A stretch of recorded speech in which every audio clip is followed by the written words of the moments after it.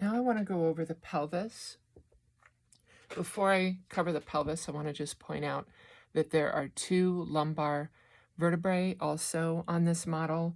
This would be L4, this would be L5, because there are only 5 lumbar vertebrae, so you would automatically know that. And in between are intervertebral discs, right? Let me just show you the whole thing for a second.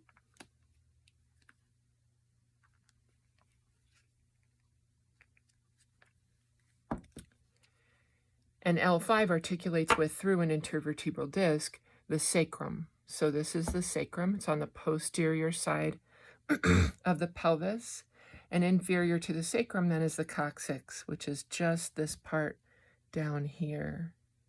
So this is the coccyx and then the sacrum.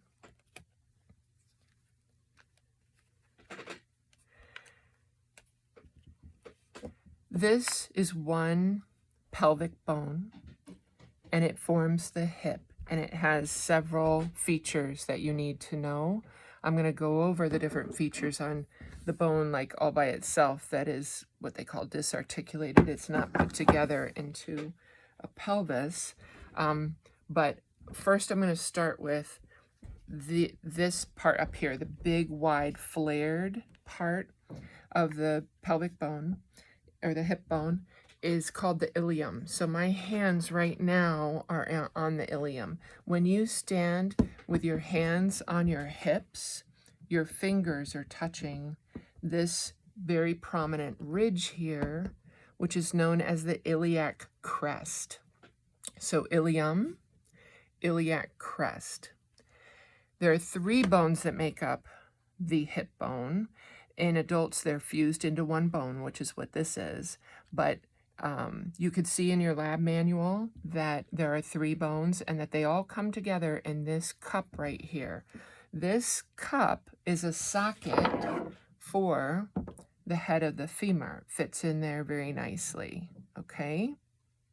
That cup is called the acetabulum. This is the acetabulum. It is made up of all 3 hip bones. And now I'm putting the pelvis back, like this is how it is standing, if we were standing there or sitting, looking at you. So this is an anterior view. And you should see, of course, there's a big hollow space here where all of our pelvic organs are and where babies travel through. But this bone here is the pubic bone, or the pubis. And the 2 pubic bones come together at this joint, which is called the pubic symphysis. Both the intervertebral discs and the pubic symphysis are made of fibrocartilage. And then the bones that you sit on, I call them bicycle seat bones.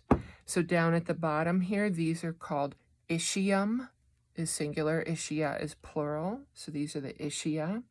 And there's a big giant hole. Any hole in bones in our body the holes are for blood vessels and nerves. This big hole is called the obturator foramen. Finally, there's a joint here between the sacrum and the ilium. This is called the sacroiliac joint, which is named according to the bones that make up that joint. So it's actually a pretty fantastic name. Now, if you just have this hip bone sitting all by itself, it helps if you're able to be in lab and do this. I'm filming this during the pandemic, but if you're able to be in person, then you can kind of line it up and say, oh, okay, this is a left hip bone, right?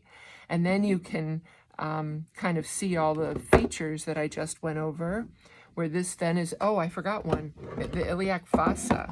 So where these letters are is like a shallow bowl area, and that's called the iliac fossa because a fossa is like a shallow bowl. So this is the iliac crest of the ilium. Whoops. This is the iliac crest of the ilium. This is the iliac fossa. It's a very shallow bowl, right? I'm hoping you can see that.